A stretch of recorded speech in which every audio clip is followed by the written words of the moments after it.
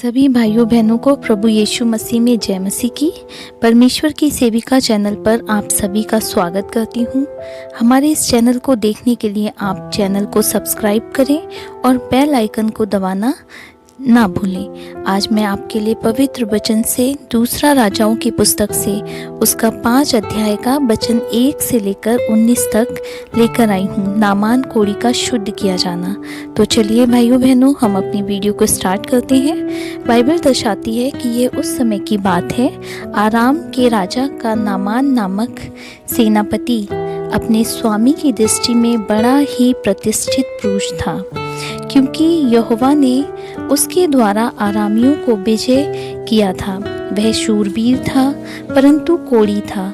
आरामी लोग दल बांधकर इज़राइल में के देश में जाकर वहां से एक छोटी लड़की बंदी बनाकर ले आए थे और वह नामान की पत्नी की सेवा करती थी। उसने अपनी स्वामिनी से कहा, यदि मेरा स्वामी शोमरोन के भविष्यवक्ता के पास होता तो क्या ही अच्छा होता, क्योंकि वह उसको कोढ़ से चंगा कर देता। तो नामान ने अपने प्रभु के पास जाकर कह दिया, इज़राइली लड़की इस प्रकार कहती है। आराम के राजा ने कहा, तू जा, मैं इज़राइल के राजा के पास एक पत्र भेजूंगा।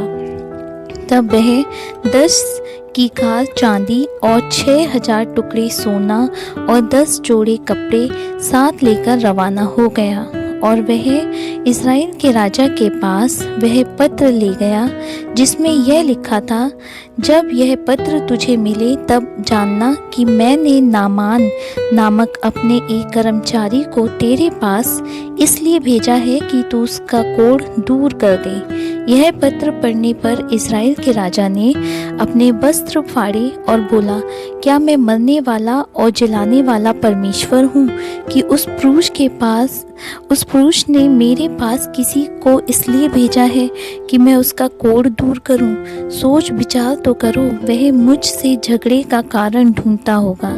यह सुनकर इज़राइल के राजा ने अपने वस्त्र फाड़े और परमेश्वर के भक्त एलीशा ने राजा के पास कहला भेजा, तूने क्यों अपने वस्त्र फाड़े हैं?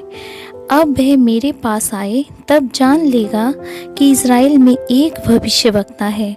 तब नामान घोड़ों और रथों समेत एलीशा के द्वार पर आकर खड़ा हुआ। तब एलीशा ने एक दूत से उसके पास यह कहला भेजा, तू जाकर यरदन में 7 बार डुबकी मार, तब तेरा शरीर ज्यों का त्यों हो जाएगा और तू शुद्ध होगा। परंतु नामान क्रोधित हो गया, यह कहता हुआ चला गया, मैंने तो सोचा था कि वह अवश्य वह मेरे पास बाहर आएगा और खड़ा होकर अपने परमेश्वर यहोवा से प्रार्थना करके कोढ़ के स्थान पर अपना हाथ फेरकर कोढ़ को दूर करेगा। क्या दमिश्क की आवाना और परपर नदियां इज़राइल के सब जलाशयों से उत्तम नहीं है? क्या मैं उनमें स्नान करके शुद्ध नहीं हो सकता हूँ? इसलिए वह क्रोध से भरा हुआ लौटकर चला गया। तब उसके सेवक पास आकर कहने लगे, हे हमारे पिता, यदि भविष्यवक्ता तुझे कोई भारी काम करने की आज्ञा देता तो क्या तू उससे ना करता?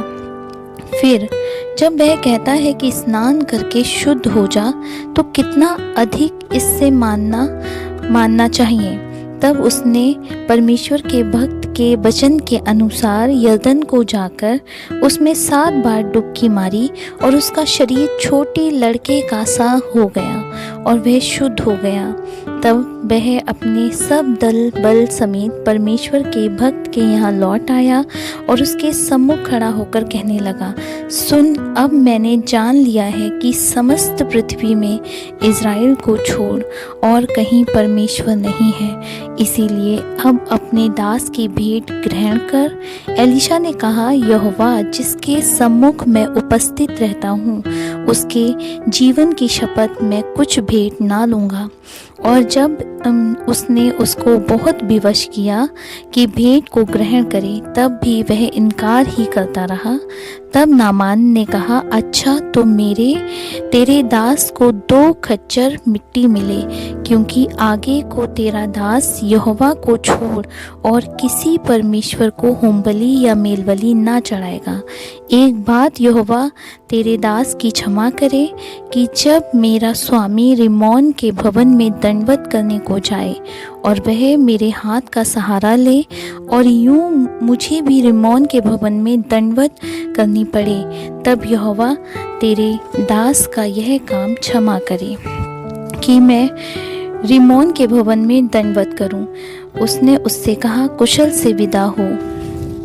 प्रिय भाइयों बहनों, हमने देखा किस प्रकार नामान अपनी उस तुच्छ बीमारी से चंगा हुआ मात्र यरदन नदी में 7 बार डुबकी लगाने से। उसका सारा कोढ़ चला गया और उसका शरीर बच्चे के शरीर का सा निर्मल हो गया। मेरे प्रियो, यहाँ पर ध्यान देने वाली बात है कि एलीशा ने उसे 7 बार ही क्यों डुबकी लगाने को कहा। यदि परमेश्वर चाहता तो वह एक डुबकी में भी चंगा हो सकता था।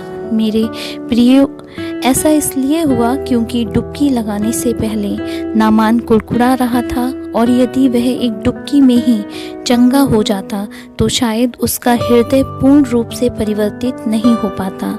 इसलिए प्रिय भाइयों बहनों, यहोवा परमेश्वर हमें समय देता है कि हम अपने आप को पूर्णतः बदलने पाएं और तब वह हमारे जीवनों में अपने कार्य को करता है। मैं विश्वास करती हूँ नामान कोढ़ी की इस कहानी से हम सभी आशीषित हुए। प्रभु अपना अनुग्रह हम सभी के जीवनों पर सदैव यूं ही बनाए रखे। हमारे प्रभु यीशु मसीह में आप सभी को जय मसीह की। हम जल्द ही मिलेंगे एक नए विषय के साथ। तब तक के लिए आप सभी को धन्यवाद।